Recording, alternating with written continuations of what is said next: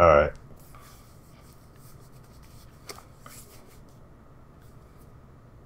What's up, guys? As you can see, we hit a quick pause on y'all right there, man, just to make sure that the stream is rolling before we start talking. But what's up, everybody? Appreciate everybody tuning in to the latest episode of the Sim Standard Podcast, along with Smitty, myself, SimFBallCritic, AzureEffect, always here in spirit. And yeah, man, looking forward to another great show tonight. I'll wait a few minutes until some of you guys get up in here so I can tell you guys exactly what we have on the docket. We do have a special guest tonight that I actually forgot about, so I apologize to him if he's probably watching this. When I signed into Skype and I saw his name, I was like, that's right. I totally forgot about it. But we have a guest that wants to come on the show. He's a former EA employee. You know, I'll let him give you all his particulars and things like that. And we'll just take it from there. You know, whatever he wants to talk about, we will allow him to do that. But if we want to stick to some of the topics, maybe we'll do that. So what we'll do first, we're going to talk really quick about NBA 2K and the playgrounds, you know, and kind of talk about that dynamic really quick as far as how, you know, it might open up some opportunity for more arcade type of games where you can separate simulation and arcade. And I think right after that, I want to go ahead and bring on the guest because, you know, it might be a full-blown just EA, you know, EA show the rest of the way. So I don't want to, you know, break it up in there. If he wants to comment on, you know, if he wants to comment on the 2K stuff, we'll definitely let him do that. But for now, we'll go ahead and knock this out. And then we'll bring him on and, you know, we'll go into the 2K, the EA segment. So what we'll basically talk about, guys, just to give you a high-level overview if we follow script, we want to talk about the early representation of Madden NFL 19 with early capture. You know, you have some competitive guys out there. You have some gameplay guys. You got some content creators. So we want to talk about is it a good representation of the game? Not from the standpoint of our hands-on, just in general. Also, we want to talk about, I'm reading here, guys, so bear with me as you see me looking. It's the same game. You know, I put a tweet out there about that. We want to kind of talk about that sentiment a little bit, man, how everyone always thinks that, you know, the main comment that you hear a lot is, oh, it's the same game when you're viewing a game off-screen footage. And I'm not talking about just Madden. I mean, this happens... you know, it happens all the time with all of these games. You know, it's not just Madden, but people are saying that about 2K already. Oh, it looks the same. And I'm like, you know, how much do you expect to see on a year-to-year? But we'll dive into that. And then also we want to talk a little bit about the NHL beta. You know, just give our open thoughts about the beta in general. Where I want to come from with it, Smitty, is talking about the fact that it's open. Versus Madden having a closed beta. So we'll dive into all of that. But once again, guys, that's tentative. You know, once we bring our guests on and, you know, an ex-EA employee, he might take us down a whole different rabbit hole, which I'm sure we all would be interested in hearing. So, interesting how we got 2 likes and 1 dislike already. I mean, dang, can we get started before you don't like us? I want you to share your real opinion, but dang, I mean, we ain't even started and it's a dislike, but it's all good. But definitely, guys that are viewing this, guys who will see this on the rebound, show some real love, like or dislike. You know, if it's an off show and you didn't like it, express that. But to do it, 3 minutes in, I can't take that seriously. Nor can I take the like seriously that fast, but it is what it is. But all right, Smitty, let's jump into the NBA 2K playground stuff really quick, and then, you know, we'll grab our guest and take it from there. Just tell the people, man, I mean, I pretty much know your thoughts, you know, watching videos and such, but what was your initial thoughts seeing that, 2K now is going to be basically the publisher of that game, and what does it mean to you? Do you think it opens any opportunities for other arcade-type games to come in that can separate fully simulated game versus a arcade alternative? I don't think that it really makes a huge deal. I mean, of course, you know, whenever you got that kind of help, that could definitely help take the game quality up some, you know, in terms of what they may be able to add into it, or what, you know, like what they may expand upon. I don't know. I think maybe mode wise they'll be able to touch up some things. But excuse me. But all in all, it's gonna be. I believe it's gonna be the same game. You know what I mean? Like it's still gonna be the same game. And also, this is my overall feeling. Hold on, let me cut my light on. But this is my overall feeling. Okay, I don't think. There we go. I don't think that when it comes to these kind of games, because I know, Hip Hop Gamer and other people are online and they're, oh man, they made this game, they 2K Playgrounds, 2K got that, EA need to come on with NBA Street. Listen, all of these games have very short shelf life, okay? In terms of making a big time splash. They're not going to play these games that long because, number one, these games, these kind of arcade niche kind of games, first gained their popularity from the coin op in the first place. NBA Jam, Arc Rivals, Pigskin, NFL Blitz. Oh, you just hit a piece of childhood right there, Smitty. Yeah. Arch Rivals. Yeah. Oh, my man with the mohawk. Oh, that was my game right there, man. Yeah, ooh. That was the joint. Those are the joints. But all of those games back then, those are arcades. That's where that's where the popularity was on the coin op level. Right. WWE, the arcade game. That same thing. Ooh. That game. It was an arcade. Yeah, man. Oh, God. Oh, man. Event. That was my joint. Main event, WWF Superstars, all those games. They all had that novelty from an arcade standpoint, and every single one of those that were brought to console in the first place were because they were smash hit titles. NBA Showtime, another one. It was a hit in the arcade. They brought it over to console. So when you look at it now, yes, NBA Street was created in the midst of all that. So EA took from what was happening out there, and they made their own thing, and they made an impact. But as online gaming happened and 2K rose up and things like that, now the typical gamer is not concerned about playing NBA Street like that. They're not concerned about, they're more concerned about playing NBA 2K or NBA Live and playing in the park. Because that's the stat quo now. The over-the-top, the extreme over-the-top arcade stuff, they don't care for it. Because look, NBA Street Volume 3, it was a good game in my opinion, but it went down. People weren't rocking with it like that. Right. NBA Street Home Court, that was on Gen 3. It didn't hit. You see what I'm saying? People didn't really mess with it like that. Even though the game wasn't bad, it had a very short shelf life. And then what did people move on to? Playing 2K and playing, and playing live. And not so much on the live side because live wasn't really hitting at that point. But and then fast forward from there, NBA Jam. EA comes back with NBA Jam. They got the announcer, the original announcer of NBA Jam and everything in it. Very short shelf life. Yeah. What do people do? Play it for a hot one, go right back to playing 2K and everything else. Now you look at NBA Playgrounds, the first one. It was a decent game. Yeah, people played it here and there, but once again, short-lived.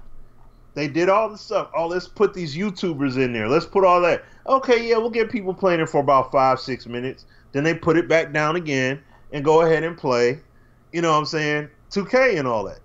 So with what's happening now, that's why it's smart of EA to basically take the concept of NBA Street with having your squad and, collecting players as you go along and all that stuff. That's the NBA Street element that they put into their game. That's the smart way about it. Because I honestly feel that when it comes to NBA Playgrounds 2, which I may mess around and get it, more than likely I will, but once it comes out and we get to play it, it's gonna be a short-lived game. I'm not gonna honestly play that as my preferred go-to game right? over 2K or live, or even these other sports games and stuff that we have out here. You see what I'm saying? So yeah, it's a fun pick up and play and have fun with for a few minutes. But that's going to be the whole thing. It's going to be very short lived, and it's going to have that very small niche amount of people that are going to be really gravitated toward playing it. So that's why it's like, yeah, it's 2K to see them make this move, but at the same time, it's not like people are going to drop it and say, yo, let's put down 2K and let's play this NBA Playgrounds. Like, no, it's gonna be the little sister to the big brother kind of deal. So I'll throw it to you, man. Yeah, that was one of the main things I thought about too, man. Is like you get all this excitement, and then people play it for a very short amount of time. Me myself, guilty of it. I played NBA Playgrounds very, very seldom. It was just something fun to do. It was almost like a I hate to be negative about it, but it was almost like it was like an open beta. And like, hey, we got this thing y'all want, let y'all play for a couple weeks, and that's it. Just a little fun event. That's how it felt to me, because I didn't play it much longer after that. But maybe I think I might have been reaching for the stars and not just reaching for the ceiling. You know, when I gave my example of, you know, why it might be important, maybe it will encourage EA and other companies to make an arcade-style game, make it hone in on a simulation product. That would be great. I don't know if anybody's really thinking that way. But what if, just what if, we got to talk Madden, because obviously right now that's the only NFL licensed product that's on the market until there's another company. But just what if somebody at EA just says, look, man, we've been feuding for a while internally. Let's just call it what it is. Some of us really want to go blown out simulation. There's a lot of things we want to add to the game, etc. A lot of depth, features, blah, blah, blah. But then you have the other people who block it, shut it down. They don't provide the resources. Bam. You got to get, you get what they get, what they give us. That's basically what we get, right? So what if somebody there is saying, look, if you're worrying about making it too real or too much football, whatever, I don't know. But just from previous conversations that I was privy to, I know there's headbutts like that. My thing is, what if somebody suggests, look, why don't we bring back, EA Big, NFL Street, now you see, look what 2K is doing. 2K is kicking our butt. Let's keep it real. EA folks, if you're listening. 2K's got it on Smash right now in terms of being recognized, widely recognized as the more simulation product, even though it is basketball, because let's face it, it's not 2K versus live just yet. Some of us people who play the basketball game say that, but widely, especially in the football community, it's NBA 2K versus Madden. 2K's winning that battle in popularity and sales. So what if somebody gets the bright idea inside and says, look, why don't we do what they're doing? They're winning right now, and they took on an arcade style game. Maybe 2K's idea for doing it is to say, all right, now we can go even deeper with simulation. I don't know. I'm just rambling, speculating. This is what I'm hoping is the case. So maybe it opens a door for EA to be able to split the hairs, if you will, produce a casual game like that, but then go full blown as much as they can simulation and Madden. That's what I would hope. Unfortunately, it's probably more like what Smitty said. It's probably just going to be, it's likely, let's say this, it could be likely that this is what would happen. 2K jumps in, try to put their flair on it, doesn't do well, obviously, because you have more people who are more into their big boy product, fizzles out, and it was a 1-year thing. That could happen also. So, kind of my thoughts on it, man. I don't know. I just don't know. The hype, like you said, Smitty, the hype is like overblown at times with certain games. In general, when it's just not the 2K thing, but excuse me, we're just saying there's always this rally around stuff that's, I guess, the new, and then people just fail to support these type of efforts. So we'll see. we'll see. But what we're gonna do now, guys, I'm gonna throw it to Smitty really quick. In regards to Smitty, talk about any minor expectations you might have right now for your Lions in training camp, just to give us break it up a little bit here. And I'm going to try to get our guests on, so you're probably going to see Smitty go out. You're going to see me fiddling with the Skype, but we'll do that so we don't dive into the next topics until the guest comes on. And his name, by the way, is Brett Cayley, former EA employee. So yeah. I'm happy to bring him on, so I'm going to see if I can go ahead and get him on. But like I said, Smitty, break it up a little bit for us really quick. Any light expectations, man, for training camp you got for your Lions? Don't have big expectations, you know what I'm saying? I mean, it is training camp, so right. I'm not really too worried about it. My main thing, like what NY Kia has said on Twitter, I don't want to see anybody get hurt. You know what I'm saying? Like, I mean, we have, who is it? I think we have like 2 players already on our, dang, I forgot what list it was they said that they're on specifically. But the pup, something like that? Yeah, the pup list or what have you, that they got them on. So, one of them was one of the guys that we had signed here. That we had signed in the off season, so gotta wait and see, you know, how things develop. I'm not gonna put too much into it. I know some people in Detroit will act like all doom and gloom all of a sudden because, you know, guys get hurt or guys are coming in injured. Look, football is physical as it is and everything else. You know, dudes can mess around and things are gonna happen. Players are gonna get hurt. It's unfortunate, but it happens. So it should be happening in Madden too, right? Right, exactly. Yeah, but we all know people don't like that. So you know what I'm saying? Oh man. Yeah, man. I'll give you my quick light expectations, and I believe we have Brett is on the line with us now. So right after I'm done, I'll usher him in. Hey, man, I just want to, you know, and I see that, you know, he has the Cowboy star there, so, you know, he's welcome to speak on his boys as well. But, yeah, I'll be really quick on it, man, and then, you know, we will bring you in, and definitely you can talk about whatever it is you want to talk about. But as far as the Steelers, man, just stay healthy. That's really it. You know, preseason to me and training camp in particular, I'm one of those nerdy fans where I'm really looking at the low end of the roster. Who's the guy that's gonna make the team that we had low expectations from a fan standpoint? Like, you know, oh man, we didn't think he was gonna make it.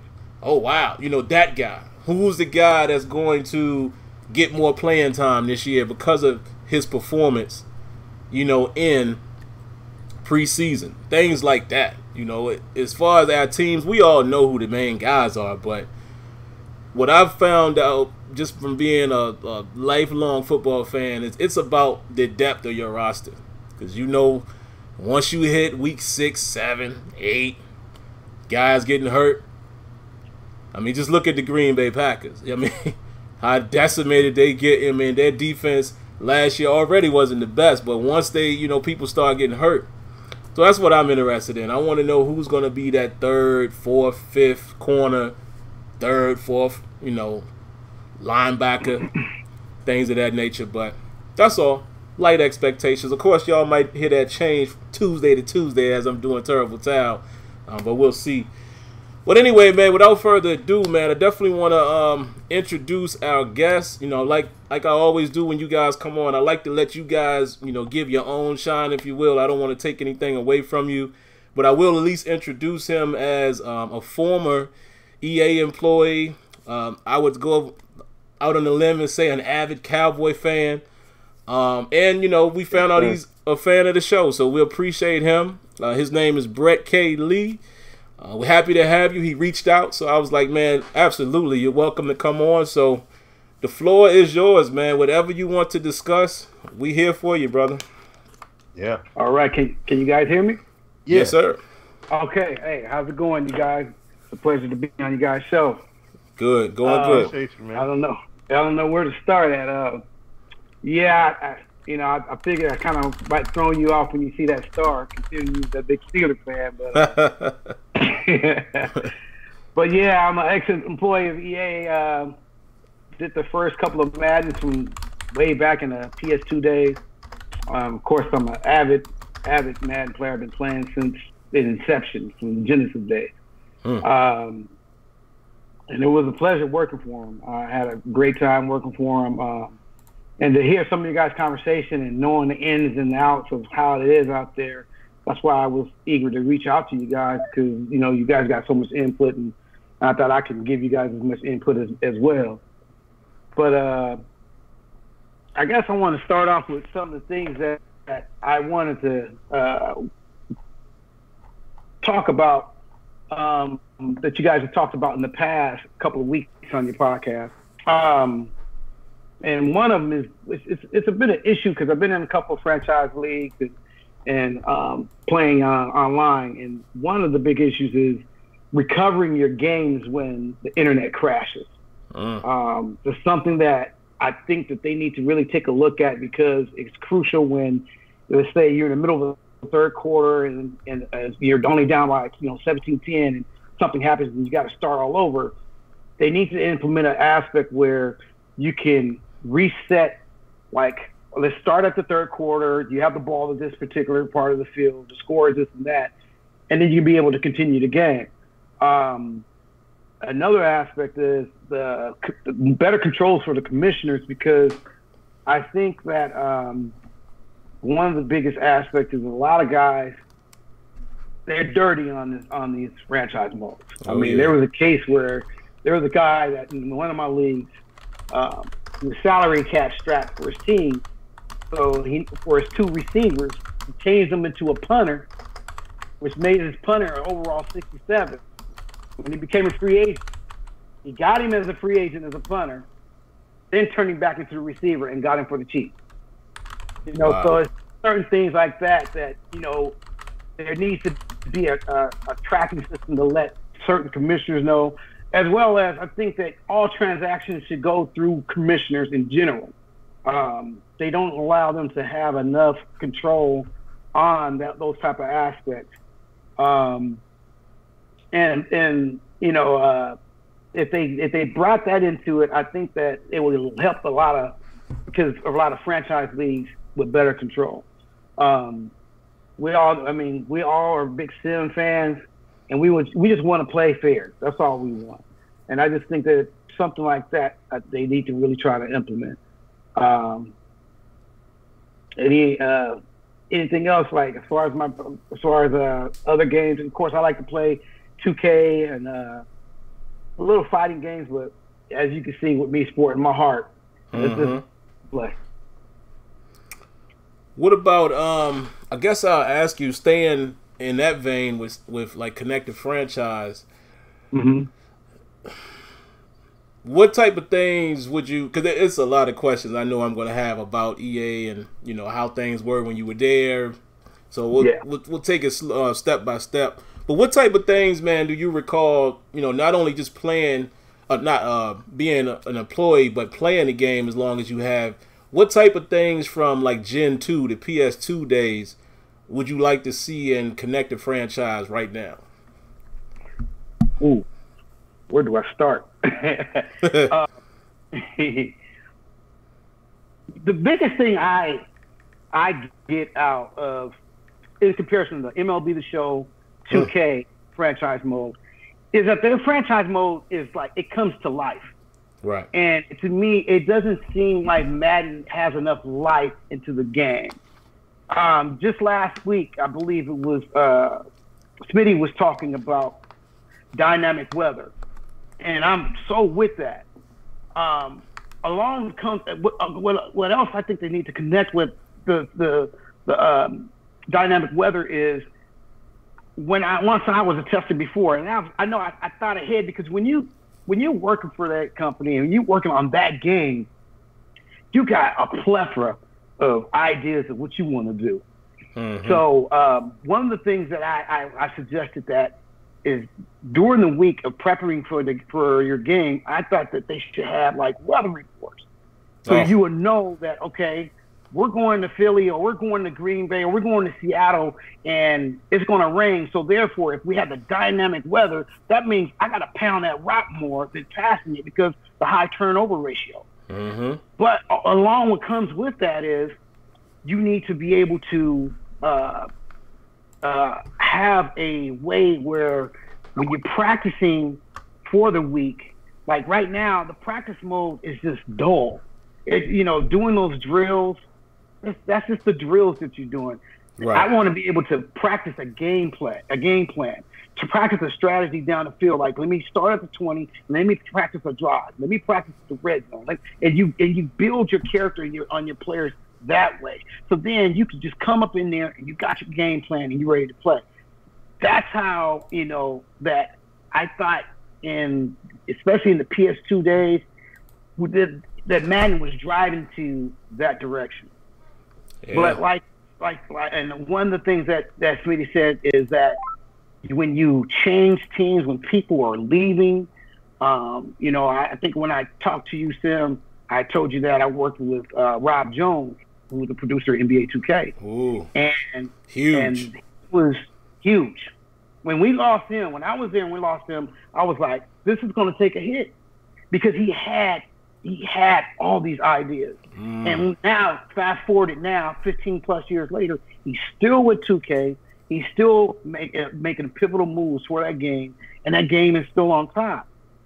Losing all these different type of producers, and I'm gonna tell you guys, I don't want to bash EA. I'm not here to bash them, but I'm not going to sit there and not lie about certain things. But it's a lot of egos that goes on with that. Mm-hmm. Producers, and that's what I think. What they don't work as a team, and it's not even so much with just Madden. It's just as a whole. That's the one thing that used to drive me crazy. That we work for the same company, and like, why are we competing against NCAA? Why are we competing against FIFA? Why are we competing against Live? We should all be in it together because, especially when we had NCAA, like for example.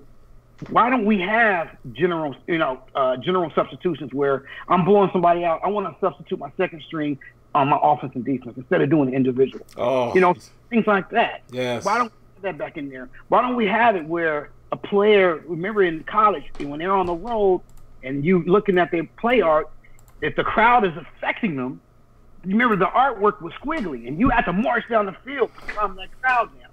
Where's that aspect of it? There's certain things like that I thought that they were going to implement once they lost NCAA, and they didn't. So it's just a little frustration. But last week I was looking at your show, and one of the guests you guys had on there was saying about the EA experience on Xbox, and he was saying if you really want to see how much this game grown, play some old Madden, and he was right. We do make complaints about it, and they rightfully good complaints about it, and we always want to go back and see how far we came. But if you play the old ones, you will be like, wow, this game has really evolved a lot more than we expected. So yeah, we might be criticizing it. Yeah, we want it to grow, but for the most part, we got to build patience. And we got to come, like you said, to become as a unity to get our ideas and get them to be implemented in these games in the future. Wow, man. I know we're going to have some good responses to these questions. Smitty, man, Smitty was down for a minute, guys. His power went out. That happened to me. Let me tell you something funny that happened to me real quick off topic. Yesterday, y'all know I work from home. And the way I got my setup, silly me, I got my power strip right here down by my feet.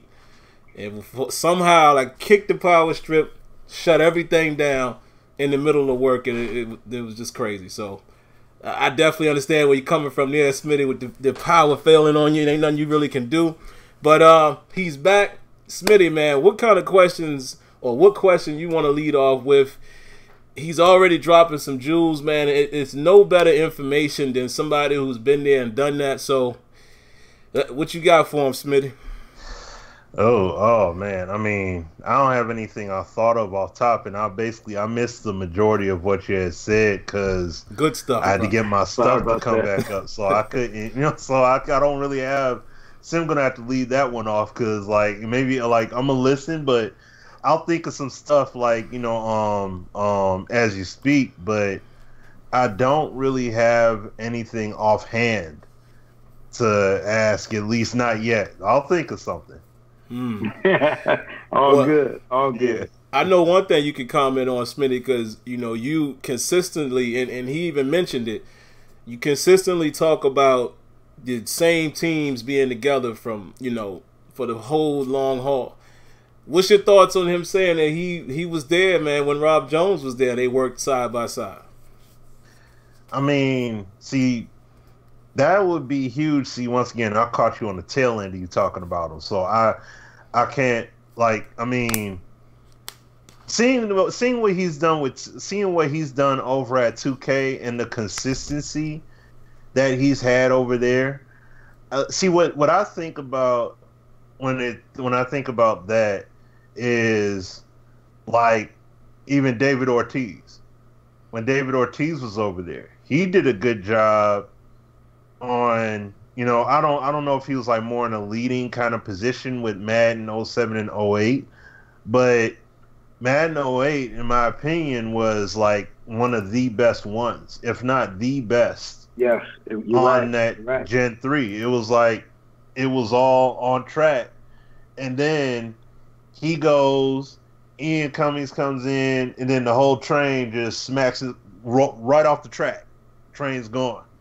So, and it was never the same. And they said, I know they like Madden '09 promoted all these change ups and all these adjustments, all these refinements and everything, but ultimately the game on the field sucked drastically. If it was a world apart from what was done in terms of the look and the feel that was done in Madden '08, especially with the weapon system and the way that it was working and all that. So it was outstanding. So it's like, what I always talk about is the consistency with the team. Like when you got something good going and the authenticity, all that stuff is there.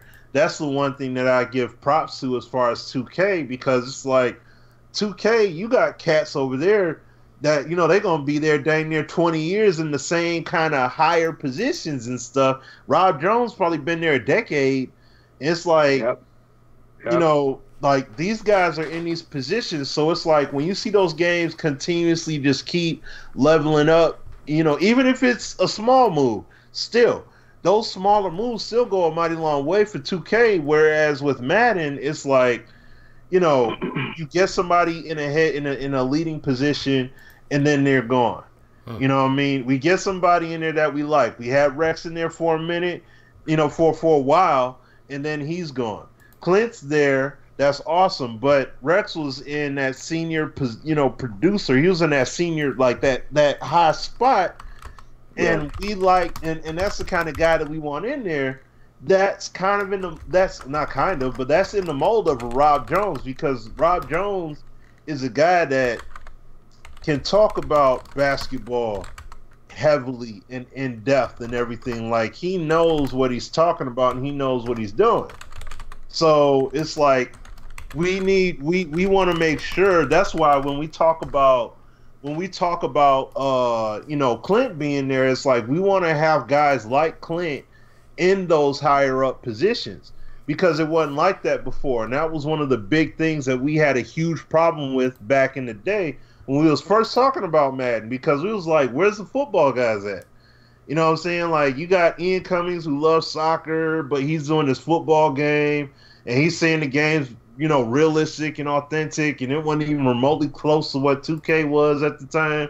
So it's like, we made all kind of videos, Backbreaker, Madden, all that stuff. So it's like, to see that you worked with him, I don't know what years that made, like what year span was that when you were working with Rob? That was 99 and 2000, because I believe it was right after the 2000 Madden, the last one that they made on the PS1, and he left right before the PS2 version came out. And this is when, because this is up in Redwood City, up in the Bay Area.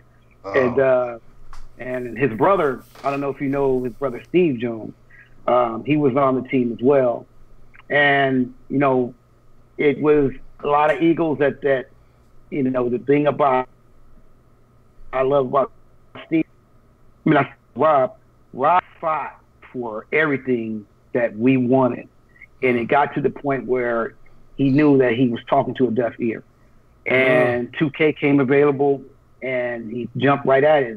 And that was also at the time when the Dreamcast came out and 2K came available. Because people forget, you know, he did live. So he was doing both of them up there. Oh, wow. And I think what really did it was that when they decided to bring the whole production team to Florida, and he didn't want to go to Florida. And he said, you know, I got this opportunity with 2K, and the rest has been history. So, but I'm happy for him because he stuck with his guns, and he's still doing what he loves. Wow, man. I want you guys to pay attention to something that he said. Rob felt like he was talking to a brick wall. It's 2018, and this is what Smitty and I continue to say. Not only that, the guy Rex said it himself. Listen, man, it's an internal battle that we're facing. I'm going to say this really quick, and I'm going to prepare you guys. It's a cliffhanger because I had a personal conversation with Rex not too long ago. Yeah, some things went on in there, man. But, you know, out of respect for him, I'm not going to share that. You know, unless he ever gives me the green light, yeah, you can say, you know, go ahead and say. But I'm just letting y'all know it's along the same lines of the stuff that he said. It's this. We keep telling y'all it ain't the devs, man. It's not the development team. Speaking of which, why don't we talk to a former dev? Can you explain to the people, man, how it works in this regard? Because when Smitty and I mean, you've probably seen us do it before. When we come back and we tell people, look, man, they have X amount of. It's not just the money in terms of monetary money. You know, you have people that say, okay, I'll give you this amount of animators, I'll give you this amount of engineers, blah, blah, blah. You got this amount of time. Do what you can do. Can you explain to the people how those things work, man? How, you know, when you guys being devs can say, look, you know, we couldn't get to it this year. We didn't have the resources. What exactly are you guys, what does that mean? Well, one of the biggest issues that we have, because, you know, they're in it, to be honest, EA's in it for that money. And you have deadlines you have to reach. And you just don't get enough manpower to do what you need to do as far as getting enough hands on the game and be able to get the ideas that you want to get out of there. And you said it time and time again. It's the upper echelon, the big guys, the big guns up there that's going to really say yay or nay. And as well as the NFL, and like you said, it's still the NFL's property. So, you know, we love, you know, all these things. We have definitely, way back then, had ideas that we want to put up in there.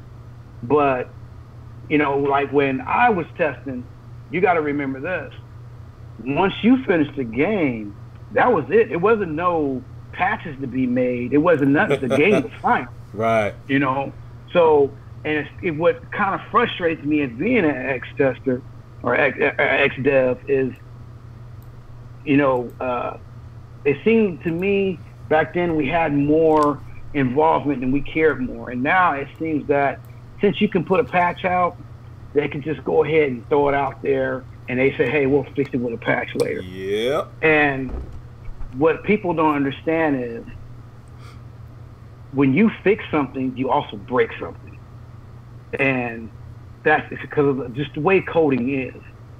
And I think that if they got more manpower, if they got more people to test that game, and had more time in the testing cycle, I think that things could come out better. Because, I mean, right now I'm playing in my season in Madden, and I'm in the 6th year, and I'm seeing crazy bugs.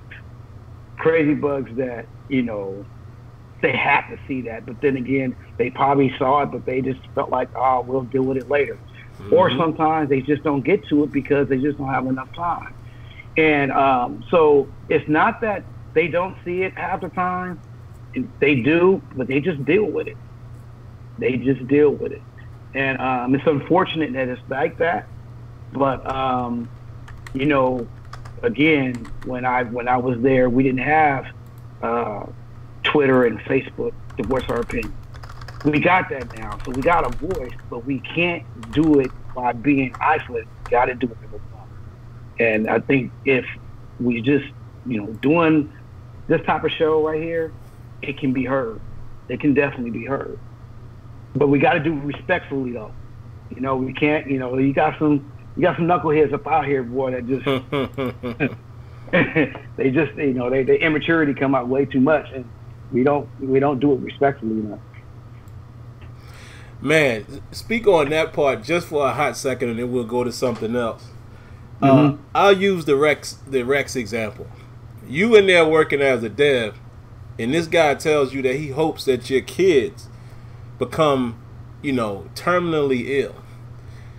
Are you paying attention to any type of feedback that this guy is giving you on the game? No. No. I just don't understand it, man. Yeah. You know, and that's the thing about it too. Sometimes they can really expect too much out of you. Right. You know, and it's like you got to have a dose of reality. Like, you know, for me, it's God, family, then yourself.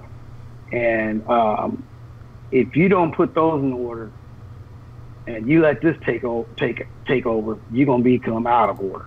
So, you know, I never allow myself to get to that particular point. And trust me, I've worked 48 hours straight, you know, to get the game done. But when it came time where I had to take care of business, you know, and take care of family, that's what I did. There it is. Just quick break, guys, in the chat. Drop some questions in there, man. You know, don't rely on me and Smitty to ask everything, and again, be respectful of a couple things. That he's no longer at EA. He's someone who's been playing Madden for the longest time, so you know he can see it on both sides of the coin. So don't, because we already know it's gonna be people. Oh man, this is what they're gonna say, Brett. They're gonna say, oh man, Smitty and Sim, they found him, and you know they just want to smooth out the whole. That's what they do to us. I promise you, somebody gonna say that. oh, trust me, man. I've been seeing it the whole time. I've been watching you guys, and I'm just like, you know, these people just don't have a clue. You know, they just don't have a clue. You know, and it's just, I know it gets a little frustrating for you, but hey, you guys keep your composure pretty well. Appreciate it, man. Let me see. I got a bunch of questions. Do you think, just from your experience from when you were there and knowing what the challenges you all had just as a dev, because I know you worked on other games there as well, do you think that, I'm going to go with the mindset of most simulation gamers, is MUT, you know, Ultimate Team, is that the reason why franchise is not expanding the way it should? I want to be careful how I respond with the answer, because again, I don't want to be criticizing nobody and getting out of hand. Go for it, man. Okay. Well, yeah, without a doubt. You know, like I said, it's about that money for them. And and when I was testing the first PS2 Madden, and you know, it was a good game, and we had a lot of ideas. But I remember they wanted to start catering to the casual fan. And once you hear that, that's when you start saying, "Uh-oh, okay, now I see where they're going. They're thinking about the greenbacks now. They're thinking about nothing but the loot." And it's just frustrating that it got to that particular point, and I believe a lot of the good producers left because of that. We got to remember this, man. This is the father of all franchise mode from video game standpoint. You know, I think, of course, the very first franchise mode was probably Baseball Star. But after that, Madden set the standard for everybody. That one. Madden set the standards where everybody wants to start a franchise mode. And now, they are like the third and fourth tier. And it makes no sense when you led the way with that and you're so much into catering for just a casual fan and you just put away your truest fans on the back burner. And the majority of the testers that were there were nothing but franchise heads. There wasn't no mud heads, no casual gamer heads. It was nothing but franchise heads. And in fact, they went out their way to get nothing but them. And when they weren't making the games that we wanted, it just frustrated us. It really did. Man, what's scary? What's that? I know Smitty gonna have some questions here in a moment. We're hearing the same, not even hearing, we're seeing the same philosophy at EA right now. The casual. Again, Rex was starting to allude to that. Remember, he used to always say, look, no, I say take care of your core. Build the core, the casuals will follow. Same thing. Now, one thing I will say, and honestly, I will definitely, give it to you that you would know respectfully more than I would as far as that side of things. But I've always felt like I didn't necessarily think, and I still don't necessarily think that, I don't want to say franchise is being stifled, because of MUT. Because I feel like, I look at the devs when I go there, and, of course, I try to talk to the execs when I can, and I'm like, look, I'm not going to give y'all that excuse to say, oh, we're focusing on MUT. You still should be able to expand franchise. Like, I don't want to hear, because honestly, if you look at Madden 19, as far as the feature set, even though we know MUT will be developed on throughout the year, the feature set actually favors franchise for a change. And, if you look at it. Yeah. So that's why I challenge them and I say, look, I'm not going to give y'all that excuse and just say, we know you're about the money, but that should have no bearing towards what you do with franchise. I just don't understand it, man. Yeah, because, and it's funny that you say that, too, because let me tell you, I don't never play MUT. I don't play none. I play nothing but CFM. I don't do none of the story modes or nothing but that. But one day I got on just to see what MUT is like. And they had the aspect of chemistry. See, that chemistry between players. Why isn't that in the game? Man. Just look at the other major sports with 2K and with MLB The Show. Especially this year, the show. Chemistry matters with everything that you do on there. And in football, you've got nothing but chemistry you got to contend with. From the prima donna wide receivers to egotistical type of quarterbacks, that has to come into play. And it's like, it's like we got the things for the game to be there, but they just refuse to do it. And then this is what else would frustrate. It's like when they bring back an old game, an old aspect of a game mode, and they say it's a new feature. It's like, come on. This is like a Madden 10 years ago. It's like, this is not a new feature. You're bringing a feature back. I'm glad, but it's not new. And this a lot of people not realizing as well. Do you realize this is the 30th anniversary of this game? Yeah. And I was coming in there this year. I'm going to be honest. I was coming in there. I hope you guys were bringing the whole kitchen sink up in there. I mean, from us creating our own hot routes, like the way they had it. I believe that was 04, 05 Madden, or 03, one or two. Create your playbook. Create your routes, like create your plays. Routes. Yeah. But I mean, I'm glad you mentioned that, Smitty, because the creating playbook, to me, that's pivotal.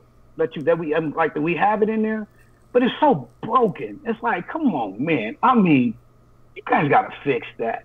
And it's frustrating when I go to EA Play And I asked them about it, and they are like so cocky about it. Like, I mean, I forgot the guy's name, but he was like, "Oh, that's just never gonna get fixed. We always have issues, but we're never gonna fix it." It's like, well, why not?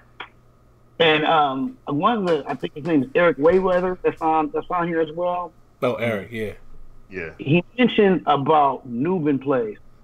That is just frustrating. And the reason why I'm saying that's frustrating, you remember when we had hot routes, you have slant in and slant out. Everybody was kind of killing people with the slant out. They couldn't stop it. So what they did was, instead of fixing the defense, they nubed it and changed the slant out to a zig route. Mm-hmm. That's not fixing the play. Band-Aid. That's a shortcut. Exactly. That's taking a shortcut of fixing the play. Instead of, we're in a PS4 and Xbox One now. You can't tell me you don't have the capabilities of fixing that. You know, you now that you should be able to, and you can stop those plays. There's ways to stop those plays. Even when they had it back then, there's ways to stop the plays. But they tend to take those type of shortcuts, you know, and it's the little things like that to me, I wish they would fix. And I wanted to answer a question. I think his name was, he said about the living world. You know, again, Smitty brought that up too. I don't know what went wrong with that. Why they stopped, you know, making that aspect of making at least the sidelines. I know they can't put in the crowd leaving because the NFL won't allow them to do that. I get that. I wish they had it, but I get, you know, that's a licensing situation. Yeah. But the sideline needs to come to life. Like when Dak is, like my Cowboys are playing and Dak is on, the defense is on the field, and Dak's on the sideline. Let it be the offensive players on the sideline. Right. Not random. I shouldn't see two number 4s on the sideline, or number 4 in the field and number 4 on the sideline. It shouldn't be that way. Bring that aspect to life, you know. And it's just, you know, we just wish, you know, it's just ideas that a lot of times we probably see it in 2020, man. You never know. They'll take these ideas and say it's new. You know, I'll live with that. They eventually put it in there. But you got to keep feeding the beast, man, with these ideas. You got to just keep feeding the beast. Now, that's an interesting one I wanted to ask, too. Everybody, we always see that happen. It's almost like, because I see the same guy, and let me get his name just to give him his credit. Give me a second. Gamer Champ. He asked also, he said, just like he said, Madden 10 had a halftime, but it was removed. Had they continued to build on what they had there, who knows where it would be now. And that's my thing, man. And that's been the most frustrating. I definitely can speak for Smitty here and say with us and, you know, and Azure as well, going down there, it's so many things that we see start to develop, right? And then all of a sudden, it's out of it. Prime example. Smitty's going to know this one. Yeah, and I'll let you jump right in after this, Smitty. Madden 25, right? Yep. It was an introduction to True Step, but, you know, it still needed a little work, even though we liked it. But what else? It was something else that was in Madden 25 that is, quote unquote, kind of being marketed now. Force Impact. Remember that? And Vic Lugo with that. Yeah. Now they're marketing the whole, more momentum, but you had it. In fact, if you guys don't believe it, do y'all still notice when you play the game sometimes and you'll see like that little red or green, like that little, I guess you'll call it a halo, will appear. That's it right there. That's Force Impact. Yeah. Well, no, Rex said they took it out. Did they though? What do they use that? What's that icon for now? Because it looked like the exact same thing. Because remember when it was in there, when it lit up green, it let you know that the impact was in your favor and it took over. And now I don't know what it's there for, but it's the same ring. Yeah, no, Rex has said that because like I had asked them. Because see, the thing is, they basically were low key about it because you heard them talk about everything else 2.0 this and pushed up, but you didn't hear anything about Force Impact. Right. They just played that down low. But when I had asked them about it back then, they said they had took it out because they couldn't get it to cooperate the way they wanted to systematically, so they had to take it out. So that's why it ended up being took out. But What I was going to ask, dang, it slipped my mind now. I have to think back to it because I had a question for you. Oh Okay. man, that I was thinking of. But oh yeah, here it is. All Okay, right. so now one of the big things that we hear at times when these devs get interviewed is when they talk about the code. Like all these different layers of code and everything, all this code and everything over the years that they've had, it being basically having that same kind of code base.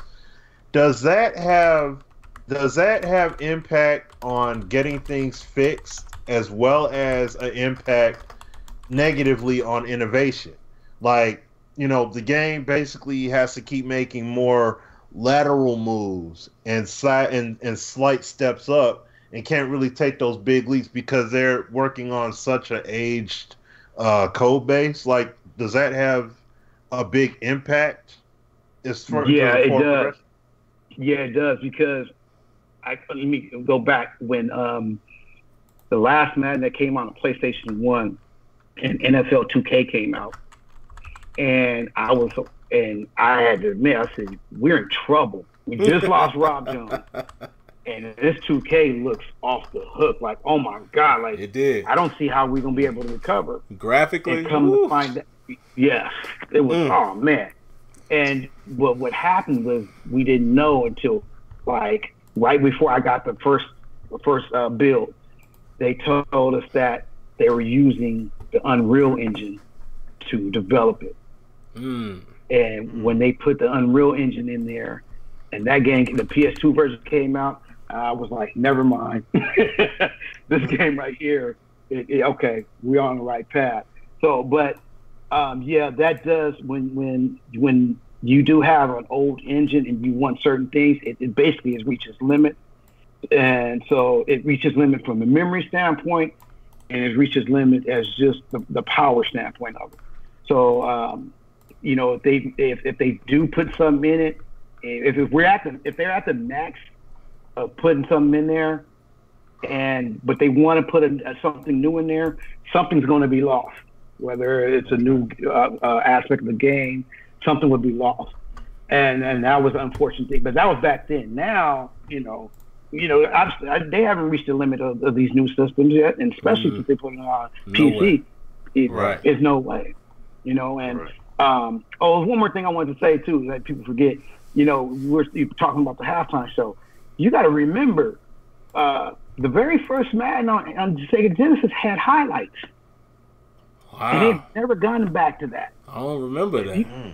If you go back to the very first Genesis, they used to show highlights of the game. Eventually, it became repetitive, but it was just it had something new. And I said, because I was a big time Tecmo Bowl player. I wasn't, you can tell me nothing about football and with Tecmo Bowl. And then once I got introduced to Madden, and they said had the rain and the snow, and then they had highlights. I was like, oh my God! And I never looked back. And that's just something that it's just I think what frustrates a lot of people too is when they took over the licenses for the NFL licenses and the ESPN license. And Sim, you said it best. 2K5, the presentation was great. Yeah. But I agree with you wholeheartedly. I still liked it Madden gameplay better. Better, yeah. What made 2K good was they had the ESPN studio. They had, just it gave it a nice little flavor when they did the draft. So once, everybody figured once EA got it, I can imagine what they want to do. And they did nothing with that. I mean, we know what they got this license for. It's basically to kill competition. And people complain about that, but trust me, if you was in their shoes, you'd do the same thing. And that's a great point, man, because I think what people fail to forget is the NFL controls that fate. And if you're in this business, it'd be the equivalent of whoever produces all the hamburger in the world going to McDonald's, Wendy's, and Burger King and saying, look, we only going to go with one franchise. They probably going to put up the most money, which who knows, they all probably filthy rich now, but whatever company can put up the most money is going to buy the license. I'm not going to bow out. You know, I'm definitely not gonna. If I'm in this business and I can put the bread up, I'm gonna put the bread up. So, people, especially people who tend to follow me and Smitty around, these are not avid followers. They just want to always poke holes. They always trying to go at that, and I'm like, dude, the NFL is in control of that. There's no way that you believe that EA Sports has the power to keep the NFL from opening up the license. So it's exactly. I'm glad you said that, man. Oh yeah. No, like I've said, before. I know Apple would kill to have an iPad on somebody's sideline on the Sunday on Sundays in the NFL. You know what I'm saying? Like they kill to have an iPad out there. So it's like they can't like it's the NFL that makes those kind of calls. Like that's it. You know what I mean? And I mean it didn't help 2K none that they made their game $20. So it's like you diluted the water. So it's like, oh man, well why are we giving it to you? Look what you did. You made EA drop down from which the price point was $50 and they went to $40. You know what I'm saying? You made them drop their price down like that. Like, nah, man. We gonna go with these cats over here now. Like you can't do that. So that was a bad move to make. So I mean, but hey, like I said, like Sim said, we've said it a billion times. NFL make them calls, man. And the like we've talked about as well. You see dynamic attendance in NBA 2K.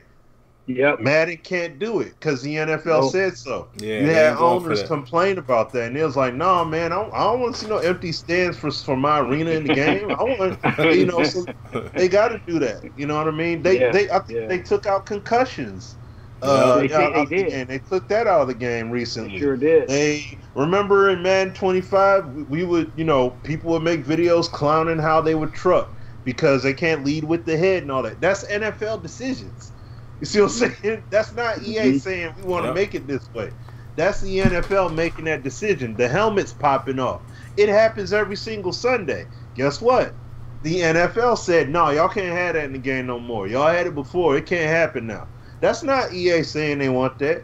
That's them. You know what I mean? And like, I want to say this.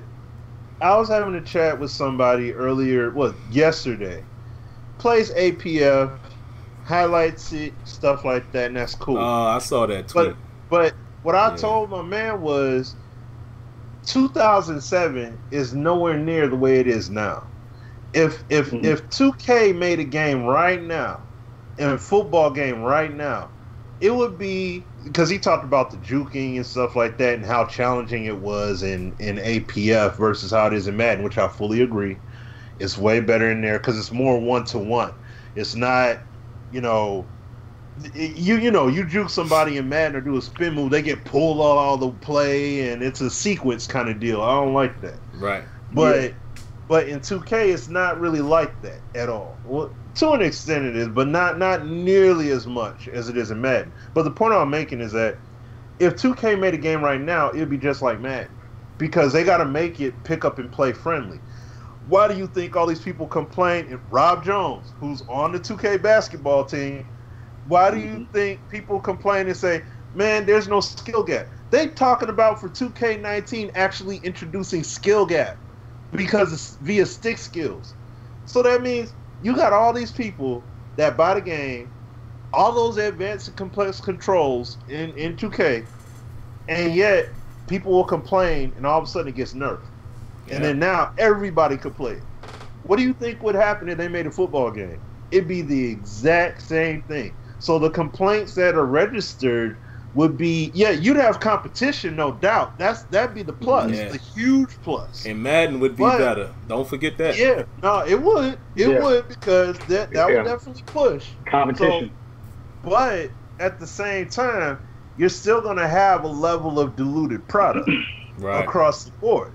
It's not like 2K is just going to be this absolute pure game. Like, no. It's going to take those same hits. So, and that's the whole thing that has to be understood in the paradigm of all this stuff, man. Like, it's, that's why I don't think, like, some people don't see that when it comes to development and everything like that, like I said, those few elements of Madden, I would love to have dynamic attendance. And then what if we still had the owner mode and you got an attendance problem? You know what I'm saying? Like that would be crazy to see that kind of stuff. And then what are you going to do about it? Dudes having, and what if you had the whole smorgasbord of injuries in the game and all that stuff? Man. You can't, you know what I mean? So it's like there are play fantasy mode. Yeah, that's what I'm saying. Like you can't. You know, we want all these authentic things, but at the same time, there are obstacles they have to deal with.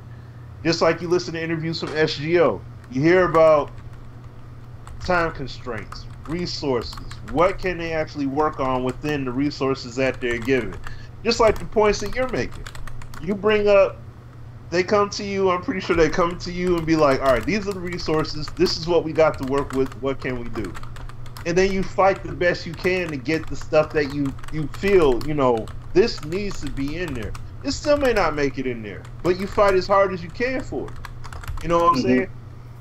This is the stuff that people got to understand. They got to understand that stuff when it comes to the process of game development. Like, yeah, we're all consumers, and we understand that, you know, we're just worried about the end product being hot and that's it. But when it's not hot to you, do some research and find out as to why that is. These are the reasons. This is the stuff that we talk about here. So, yeah. It's crazy, man. I just saw somebody, I'm going to read a couple questions here in a second, but I just saw, you know, we keep going through the same cycle over and over and over asking, why can't they? Why won't they? My man here is telling you, just like Rex has told you, like it all comes down to what is deemed as priority by those who are making the decisions. That's it. That's really what it comes down to. It. I don't believe that. Matter of fact, I know, and you know, Brett would know himself being there. It's not a talent thing. You know, he just told you who used to be there. You know, when he was working there. It's not a talent thing. It's not a shortage of ideas. It's not the. They always want to say, "Oh, lazy devs." Now, I will say this. We should hold devs accountable for what's in the game, what they present.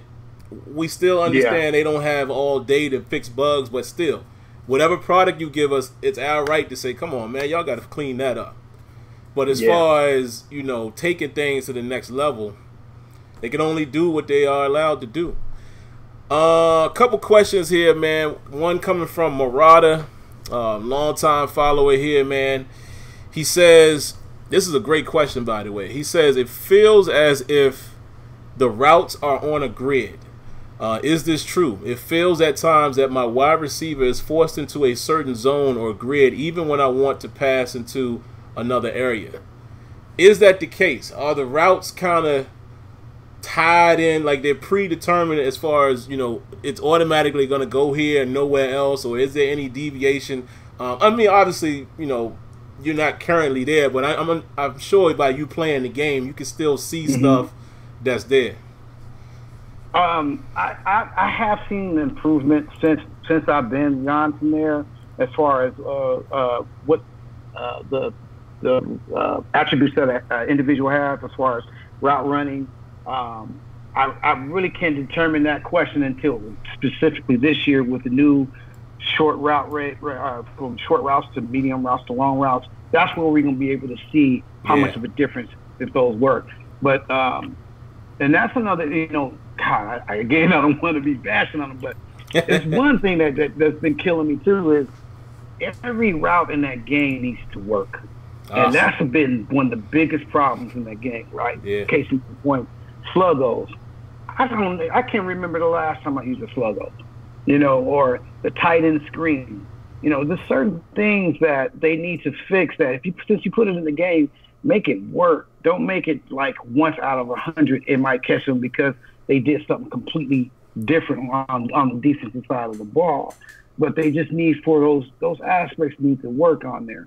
But I would say that the routes have improved since I have been there as far as how players respond.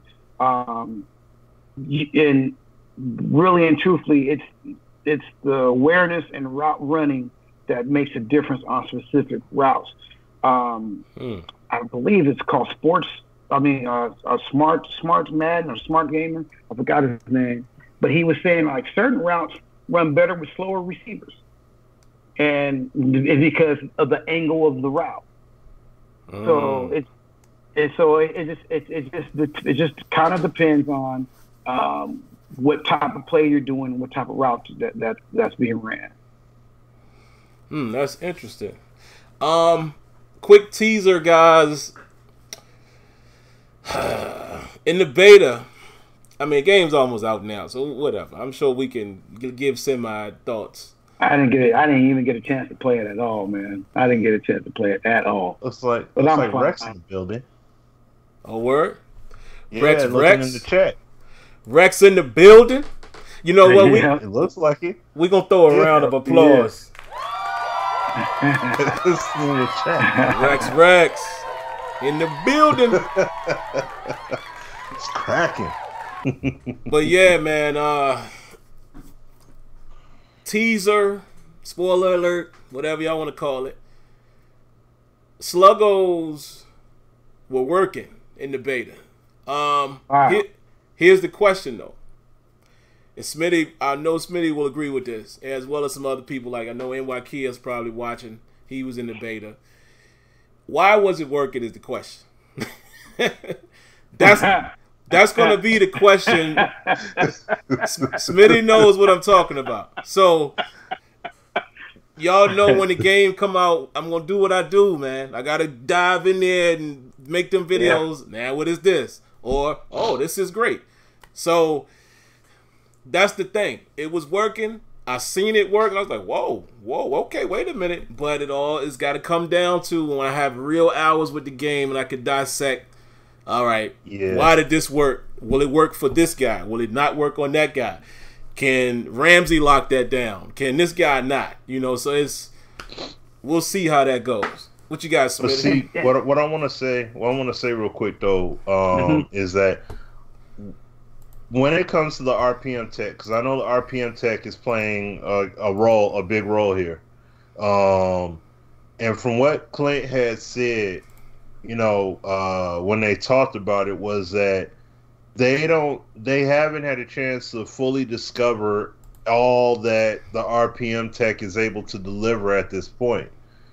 So with that, I don't think we're seeing how good route running can honestly be with this technology being applied. Because, I mean, I know FIFA and Madden are not on the exact same. I know they're not on the exact same level 1-to-1, but But if they can get the route running like on the level of the player movement where it's that tangible between how the DB and the wideouts and the tight ends and all that stuff, how they all interact with each other as they're running routes and stuff, and it's more of organic bump offs and jostles and hand fighting along the routes and, you know, fighting for position and all that stuff as they go up for catches and swats and all that. They're able to do that. Yo, I mean, that, you know, we're talking about the whole route tree now is wide open. But, you know, exactly. That in that though, like what you were saying before, we got to see the you know, as far as the AI coverage is concerned, the AI has to be able to. It's got to counterbalance, you know, on both sides, offense and defense. But that along with having those ratings in there now would make a heck of a lot more sense. You know what I'm saying? And like you said earlier, Brett, we need to 100% bring the chemistries. They need to bring the chems over, man. They do. It should be in play now. It should be in CFM. I mean, just how much value that would bring to a draft class, and do it not 100% like Mutt, but I'm saying do like a hybrid between that and what you got. Well, yeah, take from Mutt in the sense of take these chemistries and level them off. You know, your bronze, silver, gold, elite, you know, whatever color, red, purple, like the colors they use. Take the color scheme and apply it. and use that across the whole board. I mean, you do that, now you got your Jalen Ramseys. That's like he's not only ready this, but trait-wise, he got these traits and these chemistries. So you really got to watch out with what kind of impact he makes on the defensive side. Like you just changed. It's like taking what was the premise of Madden 08 with the whole read and react with all the weapons and stuff, and you just took it to a whole new level because you did that. So that's the kind of stuff we need. RPM tech, chemistries, animations, the flow of it, the route running, all of that. And we need that organic trench. Get that trench organic, man. Don't do that to me, Smitty. Hey, no, I'm doing it. Man. Because it's gotta be there, man. It's gotta be there. Look, gotta have that. I gotta mention something that's going on in the chat, guys, and this is why. And I texted, but I'm gonna say it out loud as well. This is why I will never forget Rex. Not only for what Rex did for the game, but just his passion, him being transparent, him keeping it real. That's my era. It was me, Rex, Smitty, and Azure. That was our era. So Rex is always going to be... In fact, it's even tougher for me to have the same motivation without Rex. But I love what he's talking about right here in the chat, and we're going to definitely discuss it. I don't know, Smitty, if you had a chance to see it, or Brett. Video I posted earlier today. Yeah, I didn't get a chance to see it. Yeah, I took the last play. If you guys haven't seen my video, you don't have to. If you get a chance to watch the whole gameplay that GameSpot posted, they put up a arcade CPU versus it was man versus CPU, but it was on PC, whatever. Very last play. All right, the tight end Ellison is wide open for the Giants. Computer throws it to him. He does that kind of overhead catch, and then he plants and steps towards the sideline for no reason, but then foot planting kicks in, goes back up the field, still scores a touchdown. So I was like, well, these are the kind of AI concerns that I'm concerned with the CPU. Why did they even do that? Why isn't it at least smart enough to play a better catch and just run upfield? Rex said, I love Rex for this. Rex said, hey, man, let's talk about that because you were worrying about foot planting, and I'm wondering what happened to the deep coverage, which I have to admit, when I first saw the video, it looked like that dude was wide open as well. But when I look back again, the guy was user controlling the deep safe, the deep defender, deep corner. So that's what happened. That's why he was so open. But I love the fact that Rex said in here in the chat, man, I almost text Clint right away when I seen that. See, this is what I'm saying, man. The devs don't like bugs and nonsense as much as we don't like it, but these guys can only do what they're able to do. You know what I mean? So, but Smitty, what was your thoughts when you saw that, man? Because I know, playing the beta and such is a couple things that, I know we can't really go into our feedback points, but how did you feel about seeing that? That little, and some people would say it's minor, but to me, it could be major in certain situations. Can't hear you. You might be on mute. No, I was just gonna say, okay, yeah, there you go. No, the thing was, the play was definitely that's a major thing there. Like I'm just looking at it here again. That was major. Yeah, that guy was user controlled. It was user controlled defender. But I mean, yeah, he hit him in stride. He had no reason to all of a sudden turn what's he doing toward the sideline and then take it up. So the problem there what I would question is, number one, how old is this build? That'd be number one. Yeah. Because of the way that played out right there, I could make some arguments as far as, is this beta? Like beta-esque kind of stuff that happened there. Because if this happens in the final, then yeah, I'll be like, okay, what's up? What are they trying to do here? You know what I'm saying? Or if I throw that to a receiver and I got control of, and they do some stuff like that, and they take my control away, do something like that, and they make me do something like that, I'm going to get upset about that. So this is why I'm saying, like, you know, I mean, the player movement, yeah, everything was cool except the fact that he went off the beaten path. Yeah, man. Like, because the catch was in stride, even though he jumped for it, he had to adjust a little bit to catch it. He caught it. He should have just, you know, regained his footing and just took it all the way straight in for 6. Yeah. My man, user defended the guy that was supposed to, you know, take care of that assignment, so he pulled him away from the tight end, and he was able to get that wide open field. So, honestly, I mean, that part there was the problem, but see, that's kind of the issue. That is the issue when you have some of the released gameplay that's put out and it's from an early build. Good like segue. That. Good segue, Smith. You know what I'm saying? Because when you do that, that's how you open it. Like even Eric Rayweather's video talking about the man coverage and stuff like that. Looking at that, it's like, I wouldn't, you know, like. Shout outs to Eric. Yeah, shout out to him. Yeah. With it and all that stuff. Yeah, what's up, Eric? But see, he plays it in comp. That's the thing. He plays it in comp. I don't play it in comp. I play it on SimFBall. So the way it's gonna feel in the game that people are seeing, I'm looking at the gameplay. I'm excited about it because I played the beta, played it at EA Play, so I got hands-on experience from what I'm looking at, and I'm like, man, I can't wait to play this in sim mode though. You know what I'm saying? Like, I see what's happening in comp and it's okay, but and the other thing is too is that this is not from a brand new build of the game or whatever that these guys are playing from. At least that's what I'm assuming.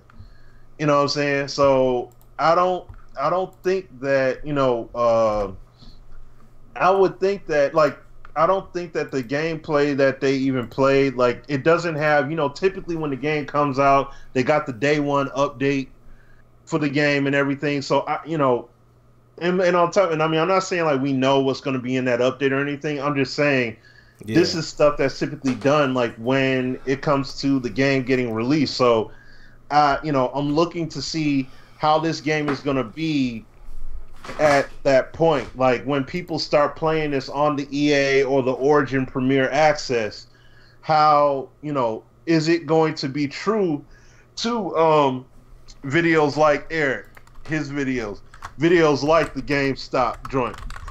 Oh, excuse me. I mean, look, we know that the game is going to have bugs, but the thing is it going to be as egregious as we potentially would see it right now with the frequency, because they're playing earlier versions of the game when they, you know, when they're at the, you know, when they go to these events in cap and everything, it's different. You know what I mean? Like that could be a big difference. So I don't know. I take it seriously, but at the same time with a grain of salt, because of, you know, like it could just be, oh yeah, that play there, the way he reacted, oh, that's fixed. You know, like they could already have that fixed. It's like, oh yeah, day one update, that'll be rectified. You know what I mean? Or we already got it rectified. It just wasn't in that build that they played in. So it, you know, it doesn't really paint a clear picture. But I hope that stuff like that is drastically minimized, because as we seen with Madden 18 in the tournament, when you got when it's on that televised stage and you have these buggy kind of instances happen, stuff like that would be a good look. Especially think about it, if you get stopped. Let's say you know the game is on goose eggs, right? It's no more time left, and you need 5 points to win. And my man does that turn toward the sideline, and he stops at 2. You know what I'm saying? It goes out. And if he go out of bounds too, you mad. You pissed. You like, yo, EA, what the like? Somebody's gonna be fuming hot at EA because of it. So what was the dude last year, man? We got to poke fun real quick. What was the guy that was? I can remember his face, but I don't remember his name. And he was like, "This game sucks." Come on, he was half crying. Yeah. Hey, yo, hey, dog, if you see this, hey, it is what it is, bro. It's a fair game, bro. That was too funny, man. But yeah, go ahead, Smitty. But yeah, that was it. That was all I had on that, man. That's, you know, but that's my takeaway from that play. But I just hope that we don't see those kind of, like I said, big time errors like that. So. Yeah, man, because, I had a point. I think I lost it. Hold on, let me see if I can get it back. Something about and shout out to, all of these guys, these guys we talk to all the time. Shout outs to my boy Lights, because I'm about to reference something in his video.